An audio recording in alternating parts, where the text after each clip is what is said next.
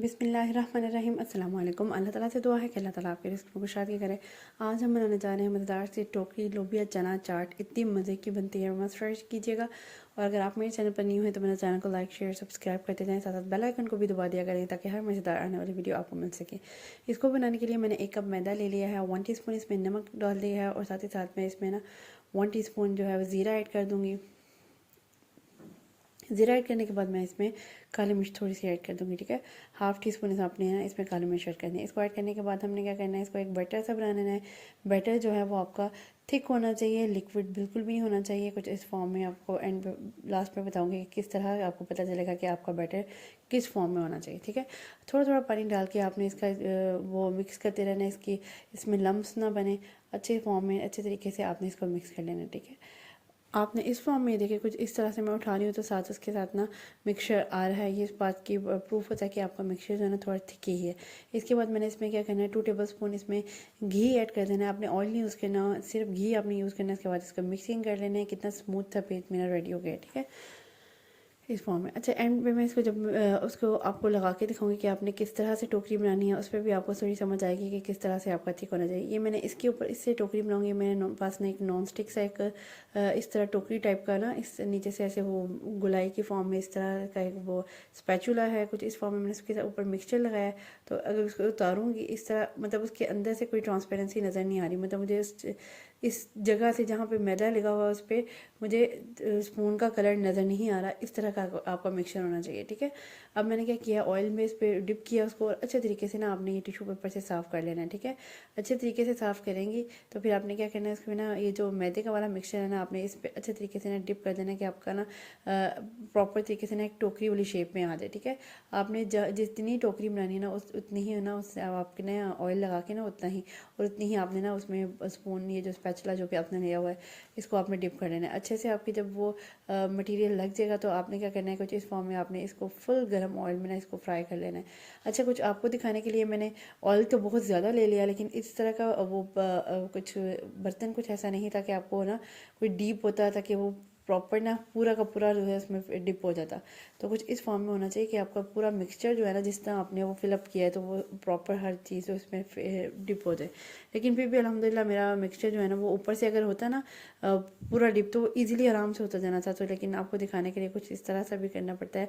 लेकिन अल्हम्दुलिल्लाह मेरी ज़बरदस्ती टोकरी बन के रेडी हो गई थी। इसको आपने उतारना है, आराम से उतारना है, बिल्कुल इस तरह का स्पैचुला लेके ना कुछ आराम से आपने उतारना है और उसको प्रॉपर तरीके से आपने फ्राई कर लेना। फ्राई करने के बाद आपने तब तक इसको नहीं पकाना, जब पकाना है तब तक जब तक ये क्रिस्पी ना हो जाए, ठीक है। हल्का हल्का लाइट ब्राउन कलर आएगा तब आपने इसको निकाल लेना है।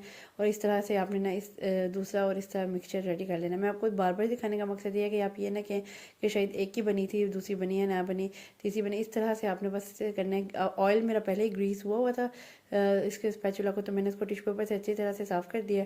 तो वो कोई ग्रीसी थोड़ा स्पैचुला हो गया था और उस पर मैंने मिक्सचर लगाया और फिर इसको डिप कर दिया इसमें। हल्का सा आपने इस तरह से स्पैचुला की मदद से इसको पीछे करना है तो ये इजीली आराम से ना नीचे उतर निकल जाएगा, नीचे उतर जाएगा ना इसके ऊपर से, स्पैचुला के ऊपर से। फिर आपने क्या करना है कि ना थोड़ा सा ना अभी पका नहीं है क्योंकि अभी ये ना सॉफ्ट होगा, इसको आपने फुल क्रिस्पी करना है, अपने इसको ज़्यादा फ्राई कर लेना है इसमें ना, इसी ही ऑयल में ना, जब तक ये ना इसका कलर जो है ना वो वाइट से ना थोड़ा ब्राउनिश में ना चला जाए। कुछ इस फॉर्म में आपको नज़र आ रहा होगा हल्का हल्का ना, इसका कलर जो है ना वो ब्राउन में जा रहा है। जब इस फॉर्म में आएगा तो आपने क्या करना है, इसको निकाल लेना है। निकालने के बाद हम आगे देखते हैं इसकी रेसिपी में क्या हम करेंगे। अच्छा, एक आखिरी तीसरा मिक्सचर भी आपको दिखा दूँगी जिस तरह मैंने फिलअप किया था। फिर इसको फ्राई किया, फ्राई करने के बाद आपने ना हल्का सा स्पैचुला की वजह से इसको नीचे उतारना है और इस तरह से आपकी ज़बरदस्ती टोकरी रेडी हो जाएगी। इसको आपने फिर अगेन इसको फ्राई करना है और ये आपकी ना इस तरह से ना आपकी ज़बरदस्ती टोकरियाँ बन के रेडी हो जाएंगी। मेरे लिए भी एक ये भी चैलेंजिंग एक रेसिपी थी क्योंकि इसका टोकरी मुझे आइडिया नहीं था कि बने कि ना बने, क्योंकि मैं भी इसको फर्स्ट टाइम ही ट्राई कर रही थी। अच्छा, कुछ इसकी क्रिस्पीनेस चेक करें, कितनी ज़बरदस्ती इसकी क्रिस्पीनेस थी कि बस मेरा तो दिल खुश हो गया था कि ज़बरदस्ती ना आज रेसिपी कंप्लीट होगी मेरी। अच्छा, इस तरह से मैंने कि टोकरी बन के रेडी हो गई थी बहुत ज़बरदस्ती। ये थिन नज़र आ रही है लेकिन इसने इतना वेट अभी देखना बर्दाश्त करना है। अब आगे चल के आप देखिएगा, क्योंकि हमने चना चाट इसमें फिलअप करना है तो उसी हिसाब से मैंने चना चाट की थोड़ी मिक्सिंग कर लेते हैं। ब्लैक चने ले लिए मैंने, जिसमें 1 बाउल जो ब्लैक चने थे। उसके बाद मैंने तकरीबन 1 बाउल से थोड़ा सा कम मेरे पास प्याज है, तकरीबन मैंने 2 नॉर्मल साइज़ के प्याज ले लिए थे। दो, उसके बाद मैंने एक टमाटर ले लिया था। टमाटर के जो अंदर वाले सीड्स थे वो मैंने निकाल दिए थे, इसमें रिमूव किए थे और बाकी सारी कटिंग कर ली थी। ठीक है, एक टमाटर बड़ा ले लिया था और आलू तकरीबन 1 बाउल तकरीबन ले लीजिएगा। आलू कुछ मोटे मोटे फार्म में कट करें, मज़ा आता है इन चीज़ों में खाने का ना, मोटे मोटे आलू। अच्छा, एक हरी मिर्च मैंने ऐड की क्योंकि बच्चे भी खाने वाले थे, तो मैंने कहा ये ना हो बच्चों को मिर्च लग जाए, तो इसलिए मैंने कहा बस एक ही चले जाते हैं, एक ही ले लेते हैं बस हरी मिर्च। अगर आप बड़े खाने वाले हैं तो आप ज़्यादा हरी मिर्च भी ऐड कर सकते हैं क्योंकि मज़ा आता है इनका। इस तरह से मैंने मिक्सिंग कर ली, कोई लिक्विड इसको मैंने मटीरियल कुछ भी नहीं ऐड किया। वरना मैं इसमें अगर चाहती तो केचप वगैरह ऐड कर सकती थी, लेकिन मैंने उसमें फिलअप करना है तो वो ना सारी टूट जाएगी इस तरह ना, तो मैं इसको ड्राई ड्राई ही रखूँगी। ड्राई ड्राई रखने के लिए इसके बाद इस तरह मिक्सिंग की है और साथ में 1 से 1.5 चम्मच ना मैंने चाट मसाला ऐड कर दिया।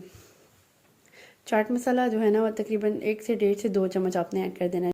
इतने चम्मच तब्दील इसलिए हुए क्योंकि कुछ चटपटा खाते हैं, कुछ नॉर्मल खाते हैं। अगर आप नॉर्मल खाते हैं तो आप 1 टेबल स्पून ही यूज़ कर लें, वरना 2 टेबल स्पून। अगर आप चटपटा दिल कर खाने का तो 2 टेबल स्पून भी कर सकते हैं। अच्छा, मैंने अपनी एक टोकरी ले ली है, उसमें इस मिक्सचर को फिलअप कर दूँगी अच्छी तरीके से। ये देखिए मैं कितना ज़्यादा मिक्सचर ऐड कर रही हूँ, लेकिन फिर भी ना टोकरी ना इससे ज़बरदस्त बनी है कि वो टच से मस नहीं होगी। इतनी क्रिस्पी और इतनी ज़बरदस्त, इतनी ये थिन थी ना और इतना उसने वेट बर्दाश्त किया। मैं तो ये हैरान हो रही थी कि कितनी ज़बरदस्त ना एक चीज़ बन गई है हमारे लिए। अच्छा, मिक्सचर जो है ना कभी इधर कभी उधर जा रहा था कुछ इस फॉर्म में टोकरी में डालते हुए, तो इसको इग्नोर कीजिएगा।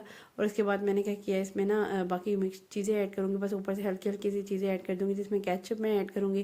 केचप ऐड करने के बाद मैं इसमें ना इमली की चटनी है, इमली की चटनी मैंने आपको बताया है होममेड इमली की चटनी है। इसके साथ इतना मज़ा आया है, सारा टेस्ट इसने दिया था इमली की चटनी ने। इतने मज़े की बन गई थी ना ये रेसिपी कि मज़ा आ गया था खाने का। ऐसे लग रहा था कि हम ना गोलगप्पे खा रहे हैं, इतना मज़ा आ गया था। अच्छा, अगर जिसको भी गोलगप्पे पसंद है वो ये रेसिपी ज़रूर ट्राई कीजिएगा। ठीक है, इसके बाद मैंने 1 टीस्पून जो है ना वो मैंने इसमें दही का ऐड कर दिया और ज़रा इमली की चटनी ज़्यादा ही ऐड कर लें और ही मज़ा आएगा खाने का ना। फिर साथ ही साथ इसको और खूबसूरत बनाने के लिए हमने ऊपर से एक पुदीने का एक वो पीस ऐड रख दिया ताकि वो इतना ज़बरदस्ती लुक, इस तरह की मज़े की लुक आ गई थी। इतनी मज़ेदार सी बन गई थी ना। और आज की रेसिपी मेरी बहुत कमाल की, बहुत मज़े की बनी थी। मैं बहुत खुश हुई थी इसको बना के, और खा के तो और ही मज़ा आ गया था ना, बहुत मज़ा आया था इसको खाने का। सब खुश होकर इसको खा रहे थे। और आज की रेसिपी मेरी कंप्लीट है। अगर आपको मेरी आइडियाज़ और मेरी रेसिपी पसंद आती हैं तो मस्ट फॉलो किया करें मुझे, और मेरे चैनल को लाइक शेयर सब्सक्राइब किया करें, और ये शेयर भी किया करें अपने फ्रेंड्स एंड फैमिली के साथ। इंशाल्लाह नेक्स्ट इससे भी मज़ेदार वीडियो लेकर हाजिर होंगी। नेक्स्ट वीडियो तक के लिए अल्लाह हाफिज़।